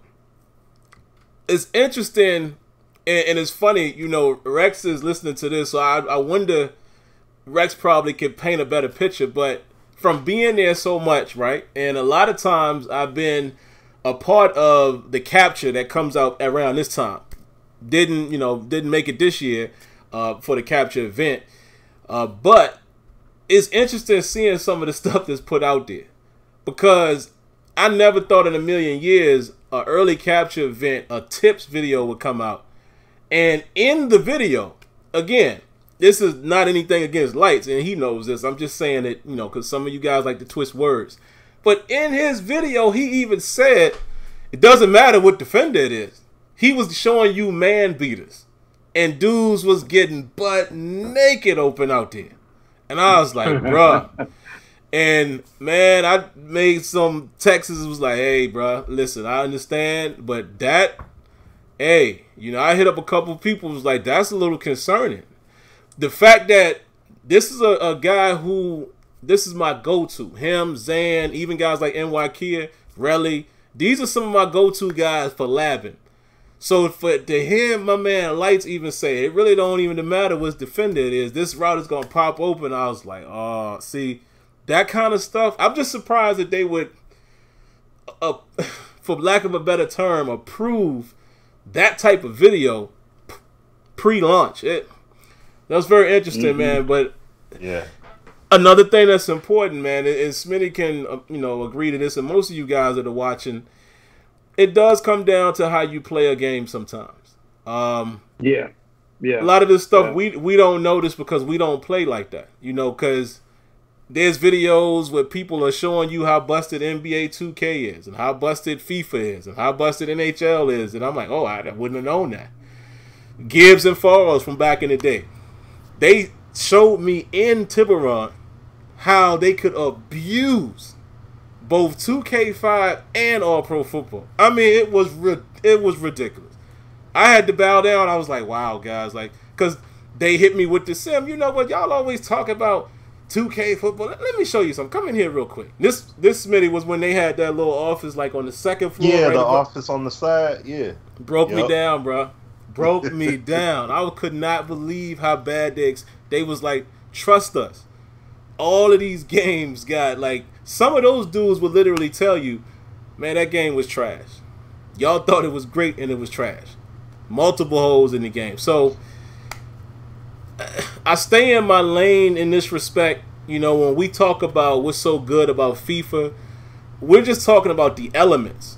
I don't know soccer to really say if it's a great simulation. I'm just talking about where I would want Madden to match FIFA is the man-on-man interaction, the jostling, the consistent ball physics, the player movement, which I expect FIFA to be a little bit ahead of Madden, because we have to keep in mind that this is still a year one implementation for RPM for Madden. But just that presence, man, and the jersey pull, that kind of stuff is what I want to see in my football game. So I'm not necessarily saying FIFA is the best simulation. I don't know, because some people would say PES is better. But that's my thing with it, man. Another question here from the chat. Shout outs to our boy Nef1. That's who you see in there, backbreaker. You guys got a little cowboy bond going on. But he says,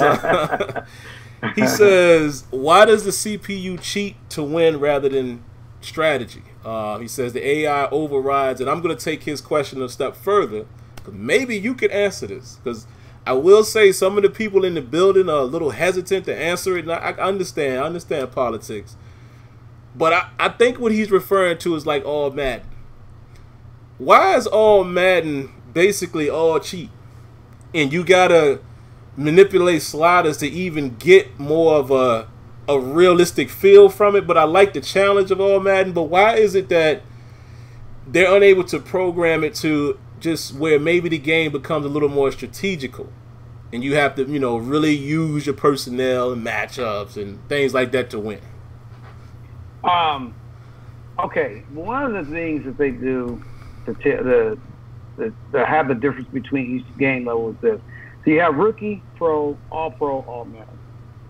So you have your three options, the three plays that you pick. When you're on rookie, say if you're on rookie, the computer might pick your play. When you're on pro, the computer would pick one of the three plays. When you're on all pro, the computer picks two of your plays. When you're on all Madden, they pick your play. Wow. And so when you come out the line of scrimmage, they got their play picked. But if you go on an audible, that's how you beat them.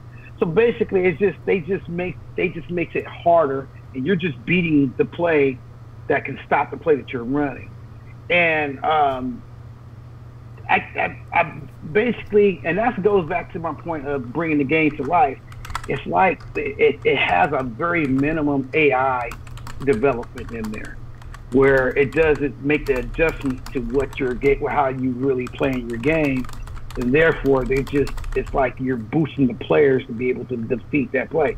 I remember playing against the Colts and Frank Gore, who has 83 speed, and when the first half he have over 200 something yards, and I can't catch him. It's like, come on, man, there's no way that this dude got 82 speed. I got 90 speed catching. They getting burnt by him.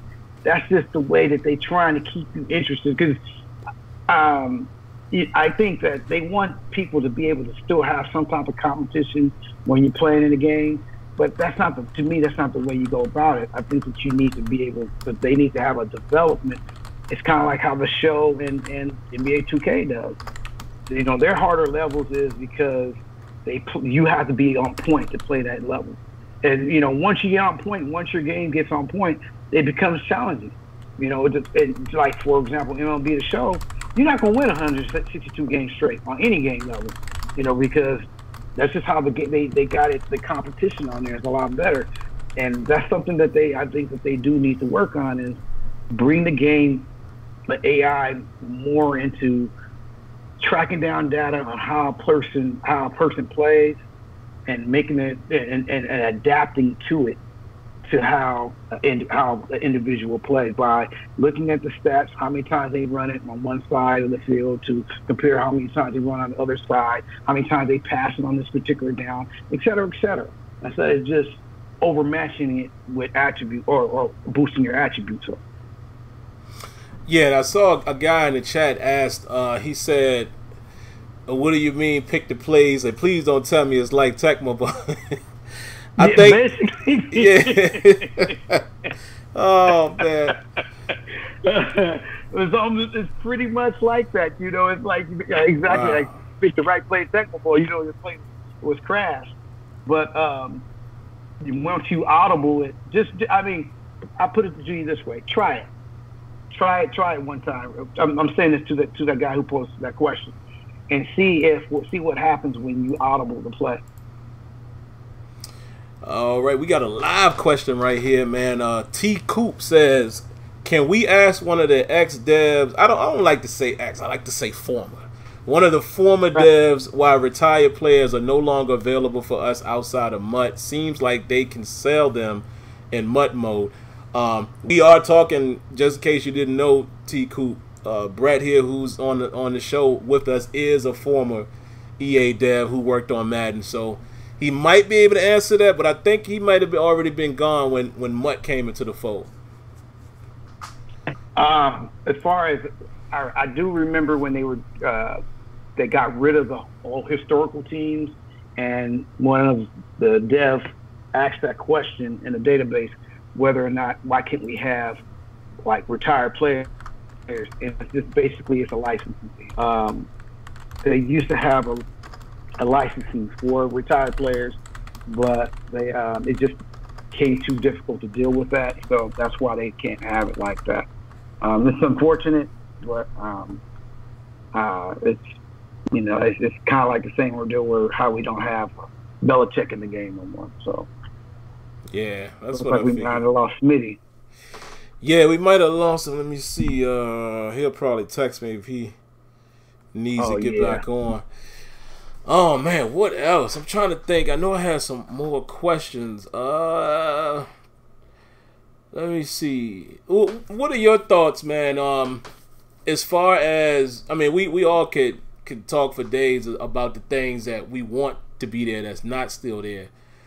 But what are your initial? Well, I'll ask this question right here. I have a guy, Luck W here, who always references why can't Madden get a license like say NFL Network or CBS or wherever the game is shown.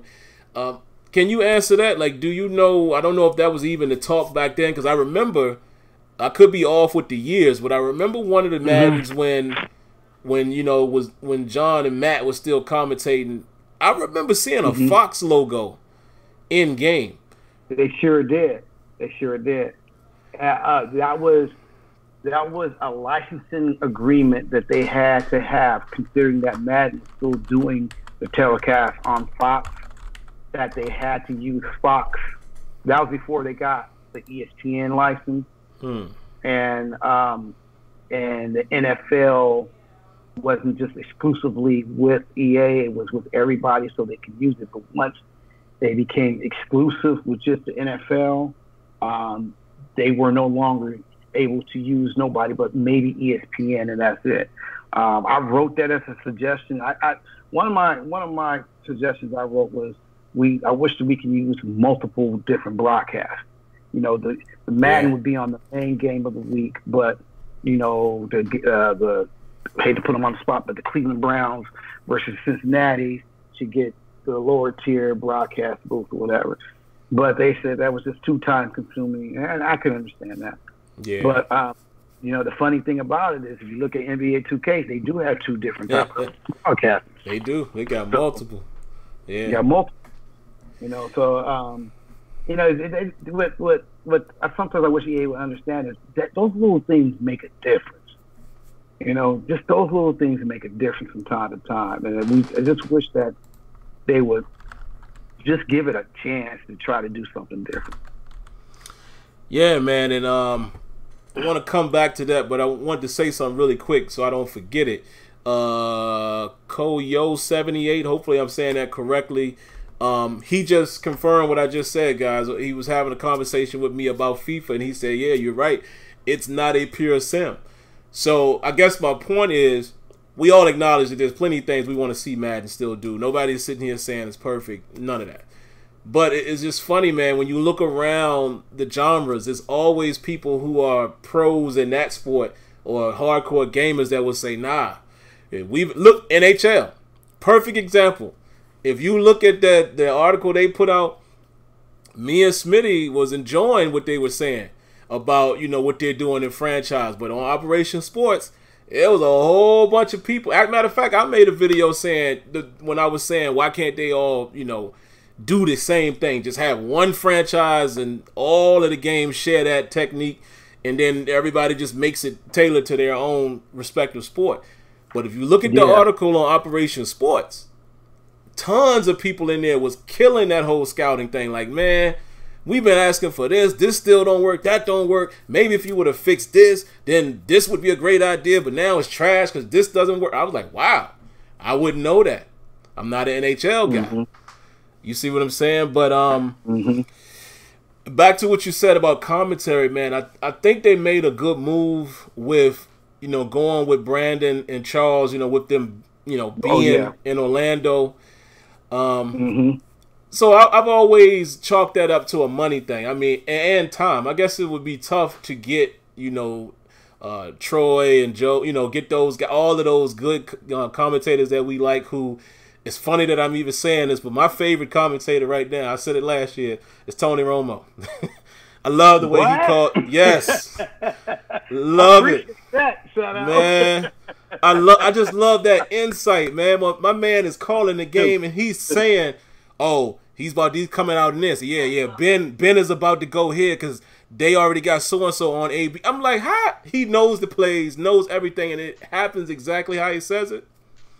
That's him understanding the game, and he's bringing that aspect to it. And oh man, I love hearing it. I love Tony. Yeah, he's a great analyst. But I can imagine it would be costly, man. You know it because truth be told, Phil, it's costly and time consuming. Yeah. It's because people don't realize it's so much reading you got to do, and you got to go over word for word for word. Everything you got to repeat it so many times. It's just really time consuming. So that's a tough thing. That's a tough pill to swallow. Yeah, the only time I didn't like Tony, man, was last year against the Patriots when we was waiting to see if that was a touchdown. He said, "Oh, I don't think they're gonna give it to him." I said, "Shut up, Tony." Oh my goodness! Shut up, Tony. that was one of the worst calls I've seen in years, man. Yeah, man. Between that and my boy Dez not getting that touchdown in Green Bay, that was a catch. catch. I don't know which one's worse. Yeah, that was a catch. That was a catch. catch. In fact, I think Dez, to be honest with you, I actually would be willing to say Dez is, in my opinion, was more of a catch. Because the ball popped up and he recaught it. So it's like... Exactly. Yeah, that was crazy. He caught it twice. It's like, how could you... just with... I always forget my man from Detroit against Calvin. the Bears. Oh, Calvin. Yeah, Calvin got robbed. Ridiculous. He got robbed. He got robbed, and oh my God, I don't even want to go there with them, man, because they've been robbed so much. I mean, as much of a Cowboy fan I am, but they robbed you guys in the playoff game too, man. I'm sorry. Yeah. That was a pass interference call, man. That was a pass interference call, but you know how it is. Let me see. Where was I going with it? I had another question. I know we're getting close to 10 o'clock now. Oh, seeing where the game is right now, from what you've seen, since we have it in the title here, we really didn't even cover this, so we'll have to retitle this broadcast. The Madden early capture, and I know you have to sift through it if you've seen any of it, because depending on who's playing the game, Oh, yeah. But what are you seeing just from a fan of the game and from a former dev standpoint? Are there things that look good and things that look bad? Like, what are your initial feelings now before the game releases? I think, I don't know who said it. It was like right after the EA play, and people were complaining about it, I think it was when there were people videotaping it illegally, and they were criticizing it. And I went to EA Play this year. In fact, I bumped into Smitty. Smitty probably don't remember. I bumped into him for a quick second, spoke to him about 30 seconds. And the game, the way it looks when you play it, it's unfortunate, but YouTube doesn't give it its proper due. Until today, it was a video that came out today that I saw. I think Eric Wayweather put it on. And I think they were playing in New Orleans, and that's when I actually said, "Okay, this game looks good." And it might have been the final build, but it's kind of unfortunate that YouTube doesn't really give it the look the way the game really looks. I wish we can find a way to have that, but. I do see improvement as far as animation and the way that the real player movement is moving. I do see a difference. And I know every year everybody says, "Man, this game looks like the same game," until they play it. Then they like, "No, it's not. It does play a lot different." Another great segue, boy. I tell you, the segue game is on 1,000 tonight, boy. Yeah. So Smitty, I'll let you chime in off of that, man. We hear this all the time, and my question to the people as you're talking, and definitely, Brett, if you want to chime back in, what game let's just think about it for the last 4 years. What game have we saw the video of live gameplay and or trailer that we immediately said, "Oh, it's different"? I can't think of one. MLB The Show 15, that was probably the first one I tried to played the demo or something. It looks pretty much like MLB The Show 18. Now, playing it, graphical enhancements, obviously, there's graphical improvement. That's not what we're saying. We're just talking about If right now my TV in the room I'm in is to my right, if it's playing and I just glance at it, I'll be like, oh, that's Madden. It might be Madden 13. Well, no, I'm lying because that was so wonky. You would know that. But it might be Madden 25, and I'll be like, oh, just glancing, it doesn't look that much different. No game does. NBA 2K14, throw that up and let it run. You'll still be like, wow, 2K is dope. Which one is that? I just don't get that sentiment. You got to play these games, man. In any cycle, like any gaming cycle, once that initial 2 to 3 year period has hit, beyond that, the games are just getting better as far as features, how it plays, things like that. But it's just glancing at it. You're not going to feel the difference until you play it. What you think, Smitty? Yeah, it's not going to be this, monumentally different game every single time. It just isn't. That's why I tweeted out this morning, because I've seen it so many times. Like, just so many times over these past few, weeks and just this past month and all that time or whatever. It's like every, they show Madden gameplay at EA Play. Man, it's the same game as last year. Oh, okay. All right, play it. FIFA 19. I said it before. When I got on the sticks, the game felt different. Me looking at the screen up close, I could see the game is different, but I feel the game difference. NBA Live. Many people said the Live 19 footage, despite it being high quality and all that, man, it's the same game. That's Live 18, man. It ain't no different. It's like the game feels different. You got to play it, man. You got to play it to really see the difference. To really tell what the difference is. And it's the same thing with all these games. PES, FIFA, MLB, all that. I've seen I said in the years past, there are people that will buy a version of MLB The Show and wait like 3-4 years on purpose because they're like, nah, it's like I don't see the reason in buying the next game when it's just basically a small move. It's more of a lateral move because of what they already got. Like, what is in the next game that I just have to get it? Why? You know what I'm saying? That's why they went ahead and did stuff like having that progressive save and you can transfer it over. Like, they got to find ways to make you want to buy the next game because they're like, dang, we seeing people aren't buying the game. Like, they good. They're content with like, no, this is good. I can just update the rosters and keep rocking because the game is not that drastically different. At these, when these games come out, and we want them to be realistic and all that stuff and everything else, it's not always going to be something that's just going to jump off the page and smack you in the face and say, OMG, I can't believe what they did. That's just like if you purchase a car or if you lease a car every single year.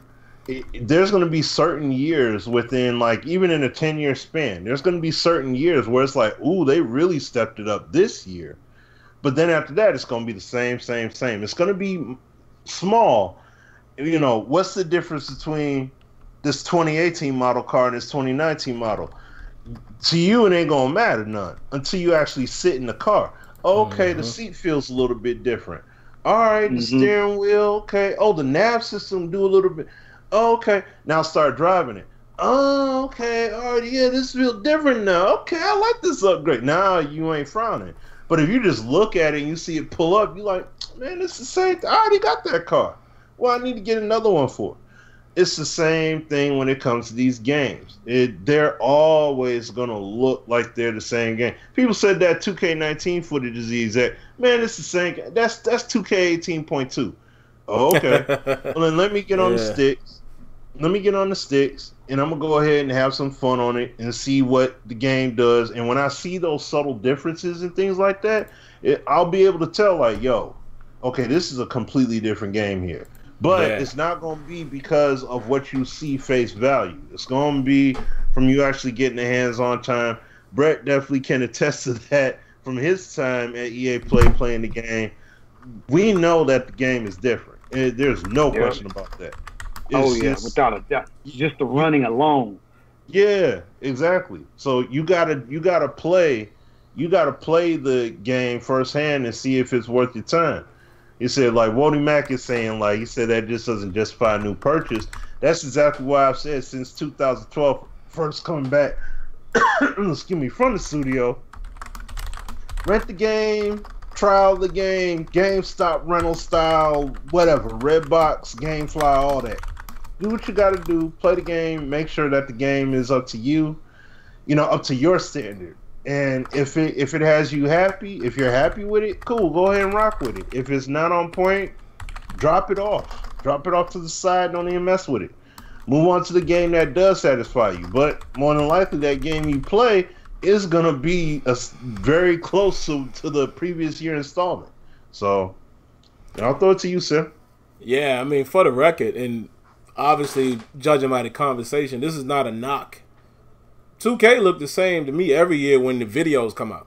I always say, I never can tell. And the first thing I say is, oh, that sound 2K, I'll tell y'all exactly what I do with 2K. Because I don't have the same hands-on experience throughout the year like Madden. 2K, I look forward to their blogs. Their in-depth blogs. I read them. And then when I get a chance to play it, I'm like, ooh, I can feel that. Ooh, I do see that. 2K is at that level where I felt the difference in 18. Now, I'm not talking about bugs and stuff because I've seen that too. I'm just talking about what was being promoted. I felt the differences in the game. And that's... But visually, I never look at it to say, oh, it looks the same. They all look the same. Perfect example with Live. I haven't played Live this year. I wasn't at EA Play this year. So all I could do is go off of what Smitty is saying, which I fully am confident in what he's saying. But I don't know. I got to play. I can't look at it and say, oh, that does look a lot better. So, there you have it. I ain't really got much more. Well, guys, we have reached that point. 2 minutes until the end time. Oh, yeah. What you got, man? Anything else, Brett, man? Anything else you want to say to the people? Oh, man, I just appreciate you having me on, man, and hopefully I can come back again. Oh, yeah. Yeah. Next week I won't be able to. I'm gonna be kind of busy next week, but definitely the Thursday before the game come out, definitely be back then. And I just appreciate you guys having me on, man. Man, I would love to do a show, and if you're up to it, whenever you've had some time with the game, from a former dev standpoint, identifying bugs that you see. I would love to have you come on and say, hey man, this right here, this is a bug, that's a bug, this was here when I was here. I hope you don't say that, but that would be terrible, man. It's unfortunate, but it is some stuff that's still there. Just like, come on, man, this is 15 years ago. I believe it, man. That's like, come on, man. That's sad. Yeah, and I definitely, man, I want next time come back, we got to give out a football preview, man. I hopefully my boys rebound this year. We need to do something, man. I'm scared for our receiving core. I like watching the NFC East, man. I always watch y'all division games. It's always a good time. Always a good time. I did have one question I forgot earlier, but we can end with this question. Okay. A lot of times people say that they need to just scrap the whole engine, or the whole, I guess, the base engine. And correct me if I'm wrong, the way I've always looked at Madden, especially now with Frostbite, to me, and I'm not a coder or anything like that, so I definitely look forward to being educated on it. Is it that the engine is the problem, or is it more so the code? Because what I see in the game, especially seeing how they've bounced from what they once had to trying to do Ignite to now getting on Frostbite, and then RPM is more like a technology that runs within the engine. So my question, to you, obviously you would know this, is it a engine problem, or is it more so old code that needs to be either rewritten or taken out in order to take the game to the next level? Because I know Clint has told us before, and Smitty knows this when we've been there years before, he was like, we could make the game do whatever we want it to do. So it didn't seem like there was a limitation as far as what could be done, but we all know that story. But what is it? Is it the engine, or is it more so new tech that's not there? It's cold. It's not the engine, because like you said, you always see potential what the game can do. It's just a matter of just getting the code correctly. And it's not. Forget this, man. The game is right there. It's not like it's like so far away. Oh, I don't know if this game ever gonna get better. No, the game is right there. Yeah, so when you see it right there, it's like, why would you be a fool to start it over? Why would you want to start it over when you're right there? So yeah, it's the code. It's definitely the code. That's what I always thought, man. See, guys, when we tell y'all, when we go down there, we're educated. We get information, but some of this stuff is just us using, I don't want to say common sense, but it's what it is. A lot of times, Smitty and I talk to people, such as like a guy like Brett. There's guys there like him that we talk to all the time, the A-Dubs, the Scannerberries of the world. And they, Vic Lugo, when he was there, they give us basically the ins and out, and then we can internalize it and say, oh, okay, so this is that, is this.